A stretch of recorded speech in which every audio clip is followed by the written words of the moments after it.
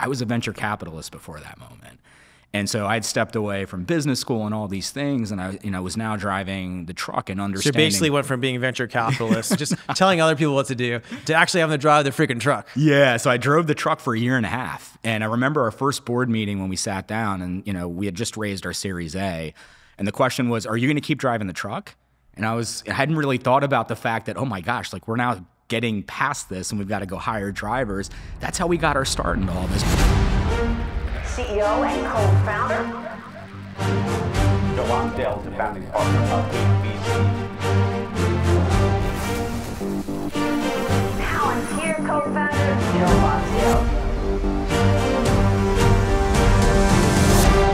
I'm Joe Lonsdale. Welcome to the American Optimist. Today, I'm excited for you to meet Rahul Gandhi. Rahul was born to a family that came over from India. His father was an entrepreneur, had some successes, some failures. At one point, in danger of losing their house. So Rahul's relationship with entrepreneurship was complicated, but he decided to take a go at it himself. Through my career, I've seen startups rise and fall. It's rare to see an entrepreneur like Rahul who has what it takes not only to drive the truck himself, figure out the unique details, figure out the operating metrics, but also at the same time push a broader vision, an inspiring vision. Excited for you guys to learn more about Rahul and what he's building. Great to be here today with Rahul Gandhi, the CEO of Clutter. Thanks for joining us. Thank you for having me. Very excited. Let's go back and start from your background. Sure. So your parents immigrated from India to the U.S. Your father was originally a restaurant owner, and that was your first job, right? Is helping fill drinks and serve customers. Was it Arby's or what was it? Yeah, it was the first. So interesting story, and honestly, it's funny because even today, the people that knew my father, unfortunately, my father passed away in 2019, but the people that knew my father always say something different. He said, I came to the U.S. with $1 in my pocket. And then it turned into $5 and $10. But anyway, long story short, he really grew up in the hospitality industry. So he was managing hotels up until I was about 7 or 8. So he did hotels before he did his Exactly. But he always was a dreamer. His American dream was coming in to start businesses. Right around when my sister was born, that he wanted to get out of the hospitality industry and start his own business. And so his first entryway into that was a franchise restaurant. Arby's was the first one. So we were making roast beef sandwiches. What were the next couple? He did Burger King. He actually flipped and did his own roast beef restaurant called Roast Beef Express. And then ultimately he ended with Subway. And, bless his heart, even, a few years before he passed away, started a UPS store. So he was continuing to take shots. He was an entrepreneur. He was an immigrant entrepreneur. Exactly. And this kind of entrepreneurship is hard. I think I understand he went from success to bankruptcy at least like multiple times.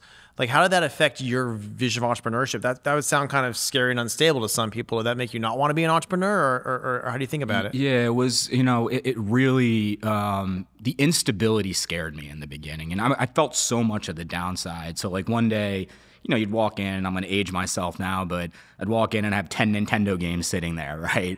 Super excited. It seems like we have the world in our hands. And then the next day, or next week, we're talking to lawyers about how do we save our house. And it's just that industry was so cutthroat. One day you're operating well, the next day about a mile away, a competitor opens up. And so, having to live through those different challenges was incredibly hard and really kind of stepped me away, scared me from entrepreneurship. I grew up in a high-end middle-class area. And so, I always kind of had to work to make up for it because I really felt bad for my parents to try to give me anything. And so I've always had that work ethic, but the fear of feeling the failure all the time was scary at first. It eventually became a superpower for me. But, that was one of the lessons that I learned is ultimately not to run away from that, which I'll take you through. And so after having experienced all that all the entrepreneurship and ups and downs from your parents, like what did you study? What did you go into after Yeah, that? It was interesting. So I went into business. At first, I grew up in an Indian family, so it's like, business was kind of looked down upon at that point too. It's either going to medicine or be a lawyer or doctor. One of the doctor or lawyer. Exactly. Yeah. So obviously didn't. It's like how we do it on the Jewish side too. Right? Yeah. So so I studied business, and it was, as I continued to study business, I really became enamored by just how companies were built, how, not really how to start companies at the time. It was always about, how do you like deal making, things of that sort that really excited me up front. So, after school, that was my first entryway into Wall Street. And that was, everyone kind of told me, you want stability, like go be an investment banker, go learn the business. And so that's where I started my career, which was very different where I ended up. But, I think half the battle for all of us is learning what you're not happy with, right? Yep. Yeah. So you had the entrepreneurship background, Yeah. went to something stable, and then decided you wanted to be an entrepreneur. Yeah, it was, well, actually, interesting story. So while I was in banking, I ended up getting recruited by AOL. And AOL at the time, this was 03, 04. AOL at the time was really banking on this goose egg that they had, which was the dial-up business. Yeah. And it was just a cash machine. But everybody knew that cash machine was going to go They assumed away. our parents would pay for it for another 10 or 15 years, but at some point, even our parents stopped paying for this. Exactly, but it took a while for that engine to kind of go down. Still thinking that sound that it makes, in the 90s. Yeah, exactly. And their transition was really about giving content away for free, like bringing down the closed wall that people were paying for, and now it's just all about getting eyeballs. And so as part of that, I was, recruited in to kind of be on the corp dev side and operational side. Oh, so you'll be able to figure out what is AOL going to do next. Exactly, working with all the general And managers. that's why within the they're a big, business. famous, successful company today. I wish I could say that. I wish I could say that. I mean, I was part of several acquisitions, but not all great ones. But it was very interesting. What was the best one? Best one, I would say, interestingly enough, a small one called Blogsmith, which really led the AOL Seed platform, which was all about trying to compete with the PR Newswire and just creating content that was just natural for writers. But it sounds like nothing huge that happened out of these then, unfortunately. I was also part of Bebo, which, by the way, was I was a remember. huge disaster. So What was great, because I think the guy who sold it to AOL built Yeah. the Battery in SF, which was a nice club for a few years we all got to use. So I guess something came out of it at least. yeah, right? for sure. And actually, funny enough, he made a ton of money out of that and then bought back Bebo. And I think they're trying to restart something out of it now. It's So a tough very- industry. Although I have a friend who bought a social media company recently as well. He's trying to do some things with, but he's I getting know. attacked a lot for it. But we're not going to talk about Twitter too much Yeah, today. fair enough. That's a fun industry. But you left that, and what led to, so MakeSpace is working in the storage industry. Yeah. It's I think it's a really cool idea in the storage industry. I'm gonna ruin it by trying to explain it myself. But basically there's like a $38 billion industry where people pay to store stuff, and the way it usually works is you got to do it all yourself. You got to drive to the storage, you got to rent it, you got to move things back and forth. And it turns out there's enough people in cities and suburbs that Right. would rather pay someone else to go and do it for them. So rather than do it all yourself, you pay, and MakeSpace comes, picks stuff up, brings it to storage, brings it back to you when you need it. It's like software as a service except for storage, right? Sounds great. 1,000%. And really the idea for MakeSpace stemmed, after my experience at AOL, I went to become a venture capitalist for a few years. And I spent a lot of Those time. guys, can't trust them. You know how it goes. And I know that was never my long-term aspiration. You get to learn about a lot of industries. So. Exactly. And one of the areas that I was studying a lot as a VC at the time was real estate. And storage is actually, it is really a real estate business end of the day. So that's huge. And Yeah. real estate's the biggest industry in the world, effectively, in terms of the wealth that's tied to it. Exactly. So yeah, we do a lot of innovation there. And so storage, obviously, one of the biggest parts of it. And you Totally. said, how can I innovate this? Yeah, and I think, and as we looked at it, I mean, it really, the way it got off the ground is when Hurricane Sandy hit in 2012, because it forced so many of us into storage units. Usually, like, the industry is built on that. They call it the 4Ds: death, downsize, divorce, disaster.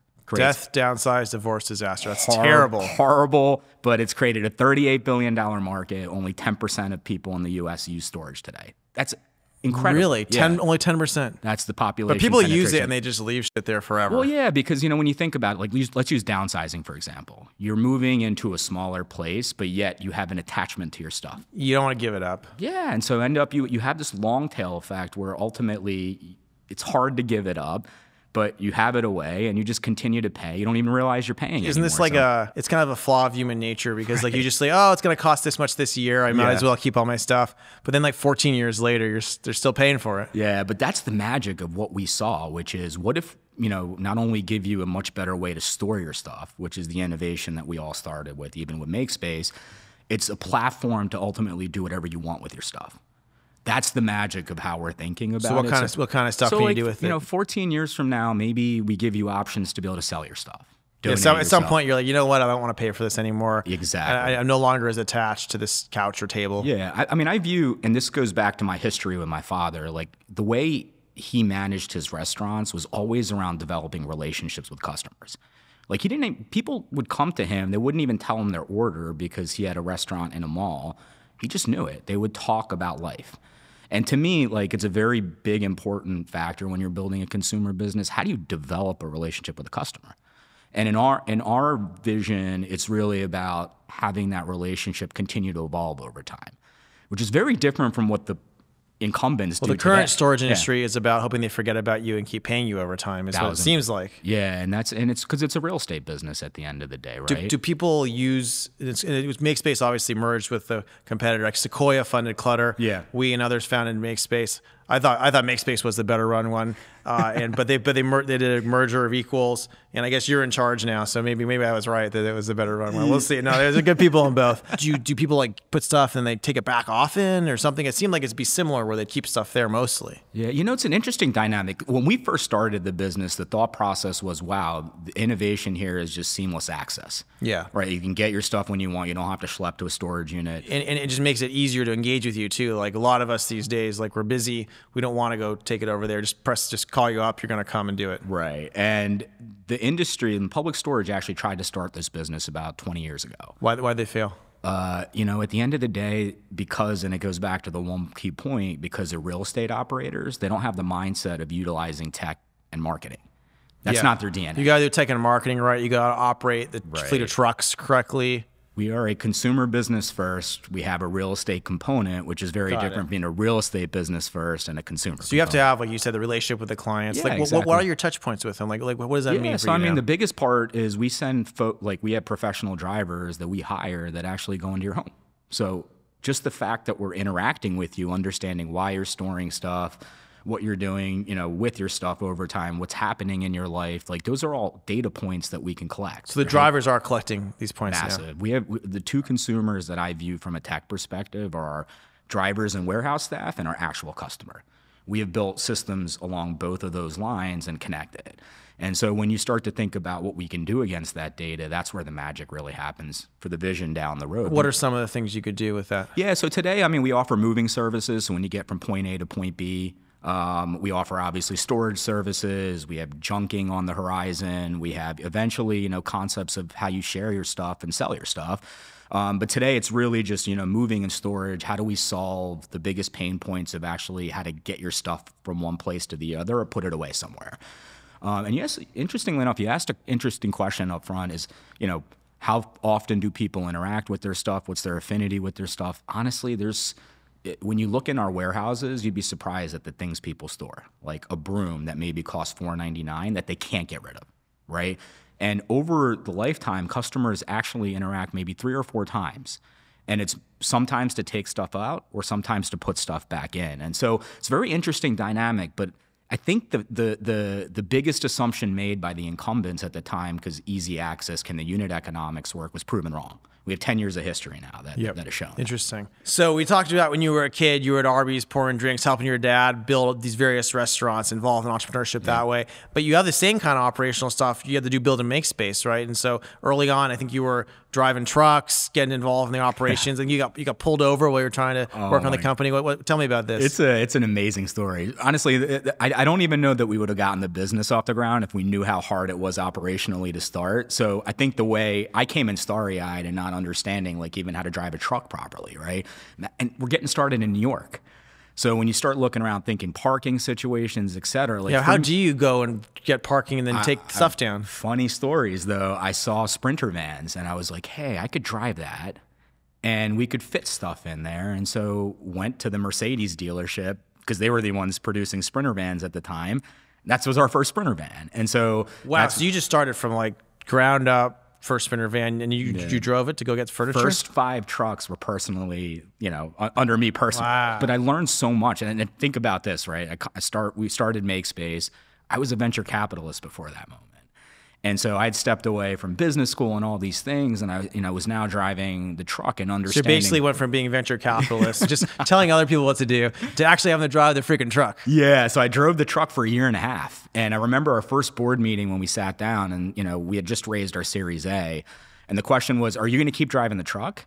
And I hadn't really thought about the fact that, oh my gosh, like we're now getting past this and we've got to go hire drivers. That's how we got our start into all this. But so the funniest part of the story was I was so new at, being a professional driver. I had no idea what I was doing. And I would just drive down certain highways that you're not allowed to drive with commercial trucks. So like I got pulled over, had to go to court. And of course there's other drivers around and everybody looks at me like this new person in the house. Yeah, So, oh gosh. but I mean, little things like having to figure out how to go to the bathroom, right? Like stuff we don't talk about. It's very difficult. Like the day-to-day is very stressful.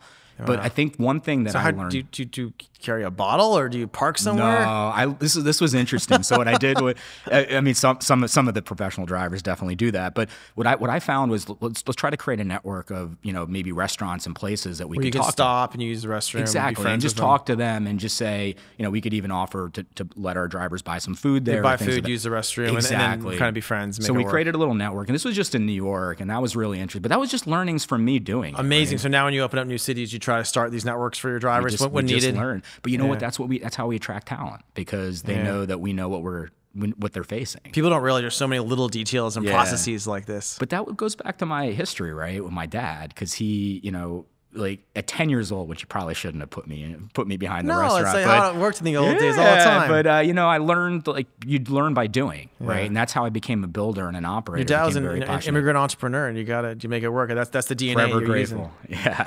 Yeah. So I mean, and there's plenty of stories like that, even in the warehouse, and then eventually working my way up, to where I am today. Like, challenges are very different, but I can appreciate every level of where people, are working and what's really important to them. And I try to keep that in mind as we continue to develop culture, which is some of the things that you talked about. But it's all starts with the fact that I've done it, that I can relate to how they're doing it, and I've done it badly, and they do it well, and they can know I can appreciate it. I love it. That makes you a great CEO. You actually had to go through that, 100%, and now you're managing it. It's an interesting business. In order to operate a business like this, you have a bunch of storage units, you have a bunch of trucks. There's all these things. Like when you do venture capital, we want to be as asset light as possible. But you guys did a really interesting deal with Iron Mountain in 2019. They already own a ton of these storage facilities. They already own a bunch of these fleets. And that's able to get your costs way down, and for them, it's able to monetize their assets better. So tell me a little bit about how that works. Yeah, I mean, one of this business is so complicated, and that's a big competitive moat that I think this combined business truly has. And one of the challenges is the amount of capital you raise. You have to deploy it in several different ways. You have marketing, you have technology and engineers and product. You have all the consumer stuff that we have to work with. But then internally, we also have a lot of logistics that we have to prepare for, and one of them is real estate. So our real estate component is using industrial warehouses where we take your stuff, we create a lot of density inside that warehouse to try to drive down our costs. But you're able to make it denser than it would be if a consumer was doing it, because you're doing it professionally. Exactly. Or even an e-commerce company, because we're doing reverse logistics. Our entire solve is you put your stuff on the shelf. When do we think you're going to get it out? So you're able to actually give a pretty good deal to consumers, pick up their stuff for relatively cheap because your storage is more efficient because you're doing it versus a consumer. Exactly. But the challenge was, even to set up that supply chain required a lot of capital. So when you think about all those components where we had to drive investments, one of the areas that we really studied, and this was a little bit more taboo at the time of 2018-19, when founders were really trying to go out and raise as much capital as possible, get as high of a valuation as possible. Our approach was, hey, like, we'd rather scale fast. Like, how do we find some of this supply chain infrastructure that, quite frankly, that's not our muscle?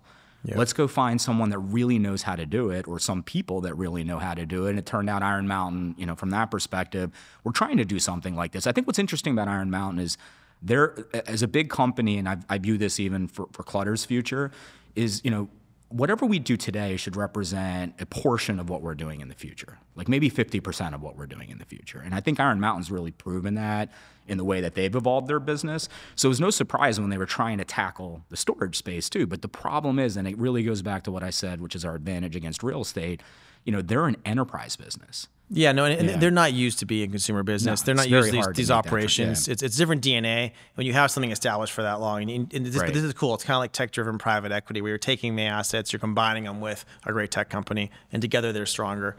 Let's also, so in 2019, Iron Mountain is working out.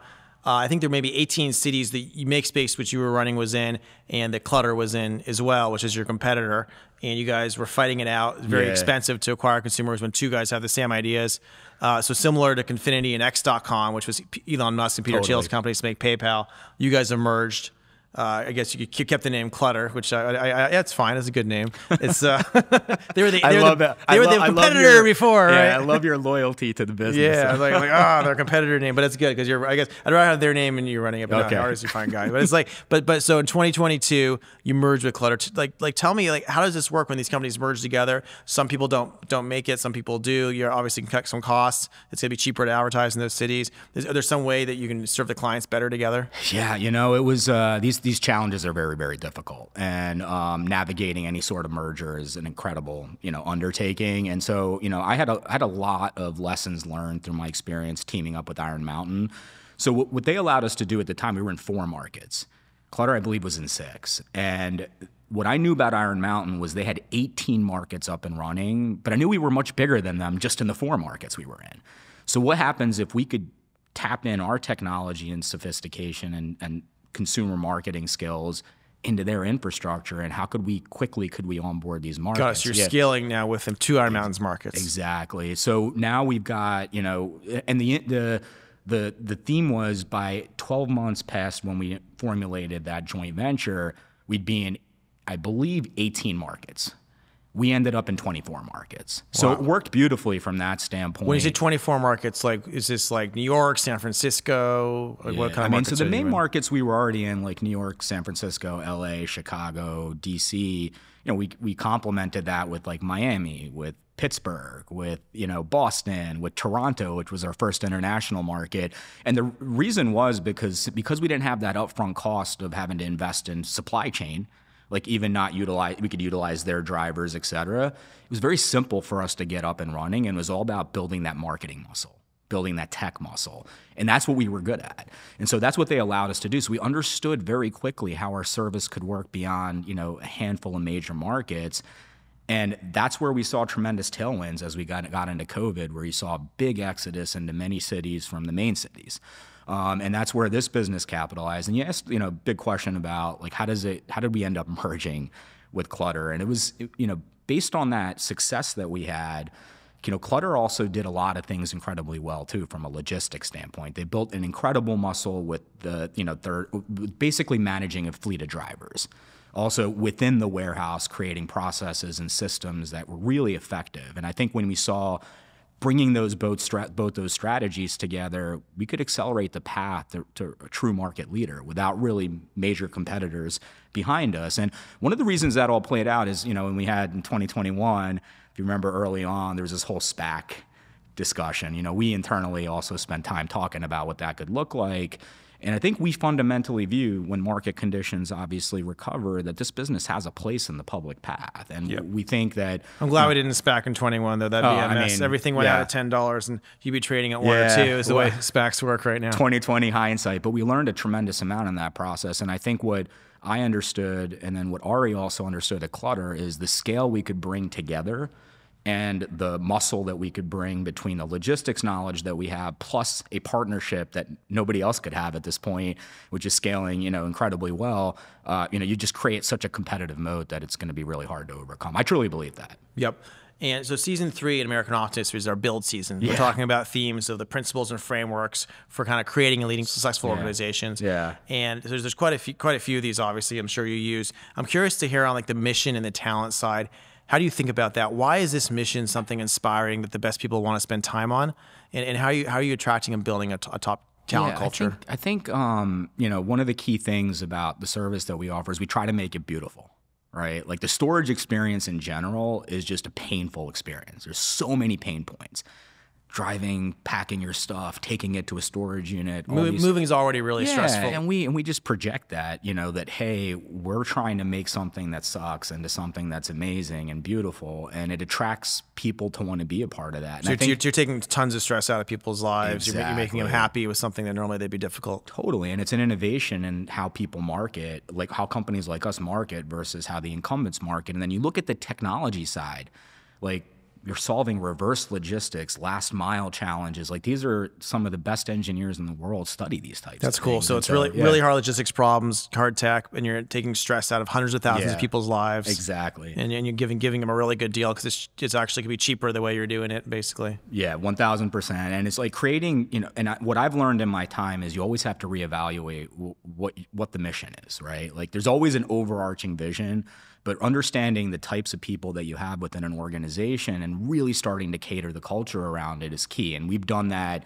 several times over. Now at the Clutter business, we'll undertake the same mission. So where which are is- your offices now between like Clutter and you? How have you thought about that? Yeah, so we were in New York. After COVID hit, we were able to actually sublease our space, and everybody's remote at this point. LA was the headquarters for Clutter, but we're in the process of really embracing the remote culture at this point. Whether that turns into pockets of areas that we can have locations that everybody gathers around the country. So you don't agree with Elon telling everyone to come back to work? And I think there's going to be some hybrid of that. I do think that ultimately you need to build some community, and outside of just opening up the Zoom or Google Hangout. yeah, how do you go on trips with your key executives and see them? Like, do they come see you? How's that work? It's offsite related. I think every quarter, it's going to be one of the big things that has to happen. Is every quarter we do get together. Or teams do. What's get your guys' together. favorite sort of offsite? What do you do? Well, we're gonna have our first one. I think the first one's not going to be too crazy. It'll be in LA to start it out, but ultimately we're going to start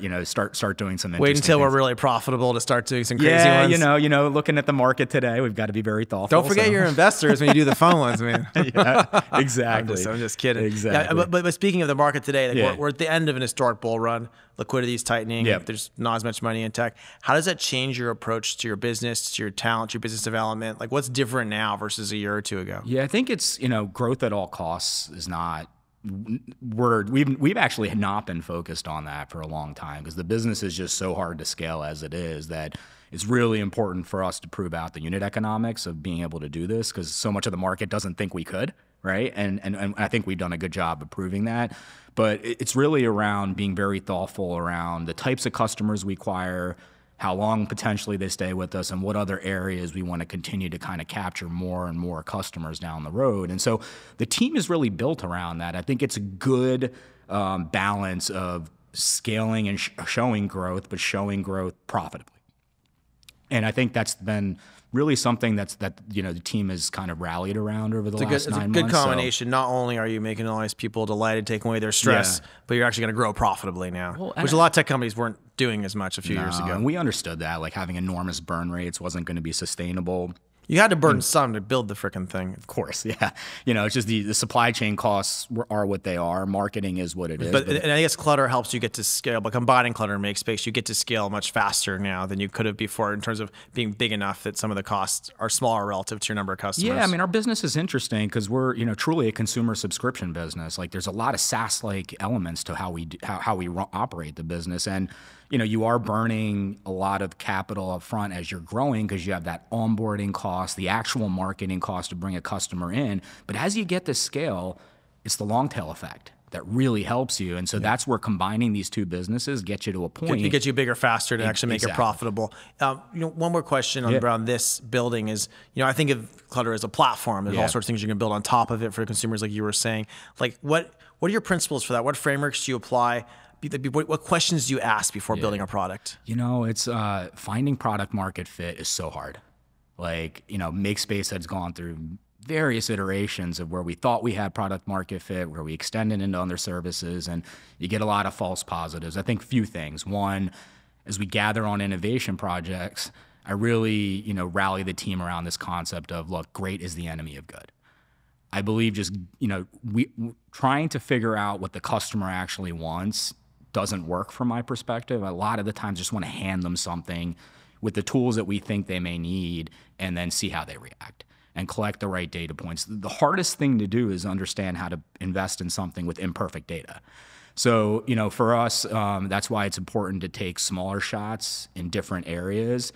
And as we start to see some some scaling effect, is really double down on those efforts. Then you can scale those up. And so how big is Clutter going to be? There's $38 billion in the storage industry. Yeah. Logically, there's going to be some of this done the old-fashioned way because Right. economics doesn't always work Yeah. to pick up things for everyone. Like how big can you be over the next decade? My dream has always been to work at a generational company. Most companies in first year, 2 years, 3 years fail. This has been the biggest lottery ticket for me to be able to wake up every day and work on something that I actually see a path to be here well beyond me. And I know it's going to take, obviously we're just kind of getting started on that big part of the journey, but I do see this as that component of a really big company and a really big industry that's changing the way people interact with their stuff very differently from not just the incumbents in real estate or in storage, but how the moving companies operate, how container companies operate, how all these different versions of storage exist. Imagine having one platform that can do a lot of that. So I do see this business having a place in the world, having a big place in the world. As to how big it can be, I mean, we're going to go as big as we can. So, Hey, do you think it could be 10% of the industry if it's successful at scale? Is it 5% of the industry? Like, what's the right way to think about that? well, I mean, I think so. Public storage owns roughly 8% of the industry. So that's a good comp then to go after. I think so. But even just owning 1% of the industry is a massive company, Yep. especially with the way these businesses trade. So, I think this business could be very, very like not only that, but maybe bigger scale because it's going after portions of the market that the storage guys aren't even operating against. So I'm excited to see how that plays out. I like the way the board described you is that the other founder you merged with would be like, we're going to be bigger in the whole industry. but then you're like a little more humble, but then you're like an amazing operator. You're focused on the details and making this thing scale profitably. Yeah, for me, it's, I think that's, so I've also had, for better or worse, have had a lot less capital to work with Yep. and have really been thoughtful about the way we invest. But more importantly, has been always with that thought of being a lasting company. Having a little bit of scarcity sometimes is good for companies. Makes them learn how to do things in the right way. It is. So, we started American Optimist to push Yeah. back against the cynicism, the Yeah. pessimism we're seeing a lot around our country. What makes you optimistic about the future? What innovations, what technologies are you seeing that you're like, wow, things are going to be really great here in the next 5 or 10 years? I mean, I just look back at history, right? Like recessions happen. Some of the best businesses have been born out of recessions. I think the path towards starting a company and getting it operational is as easy as it has ever been in history. Look at the time period of when you can create quote unquote generational companies. Like, took Google how long, and you've seen a lot that have happened, very quickly. Maybe some too quickly, but Maybe FTX was too quick. Yeah, exactly. but the point is, like, you can't, you're going to see that path of innovation continue to happen. So I think people shouldn't look at the world and say everything is gone, everything is dire, like, the world is really falling apart. It creates opportunity, and the hardest part is go capture that opportunity. So what would you say to those young people who are saying Yeah. the world is broken, that things Right. can't be repaired? Like how do they change their mindset to go capture that opportunity? This is the time to do it. Like, take your shot. Just like I took my shot and saw, the way I look at things has changed a lot over the years. At first it was, how difficult would that be to change? Now it's, how could that be better? For almost everything that I go through, every service that I look at. That's a great point. There's so much all of us see. We're like, this could be better. This could be better. There's so many ways to improve the world. I think there's a sense amongst young people, and I had this even myself a bit, like where it's like history's already happened, and now we're here, and like, oh, that would have been really cool to like be part of changing everything 100 years ago or 50 years ago. And I think there's this. I hate the term developed world, because it's like now we're developed and now we're just here. Yeah. And then I think people miss the fact that like all the stuff's still broken, all the stuff still needs to be fixed and changed. Right. So we're still right in the middle of fixing all of this. I mean, think about where this world was 10 years ago. Think about where we are just in 10 years. Like, without people having the confidence to go out and think they can make those changes, we're not going to have this same innovation. So I think, and I understand younger people have probably not experienced some of the cycles. I mean, you mentioned it early on. We've been on a huge bull run. That's obviously not the case anymore, but that creates more opportunity. That's the way you got to look at it. It's healthier for some of these businesses too, because now they actually have to grow in a scalable, sustainable way. People talk about sustainability. There's sustainability in businesses and economics too, and our businesses we're building now are a lot more sustainable than what we saw a few years ago. Exactly. And I mean, you asked one other question, like, what am I excited about? So obviously, like, warehouse innovations, all these different things, certainly of huge interest to me. But the things that are happening around data, AI, like, that is, transformational stuff, and we're seeing it happen in real time. And you know, a lot of people doubted that it would happen as quickly as it has and where it is today. So, you know, people, if you think something is really hard, that's the time to go out and do it. Like, and I think that's what we're going to see. I think people will come around and come to that realization. But also the way content is provided today and the way we, you know, consume it, whether it's through, you know, the social media platform you were talking about earlier, or just in general, like, you know, I think we have more access to information that probably, you know, implosions are talked about more often than the success stories, right? And so I think people kind of see that front and center, but that's where opportunity is still created. So that's my best advice, is just go out and do it. Awesome. That's a nice note to end on. Rahul, thanks for joining us Yeah, today. no problem. Thank you for having me.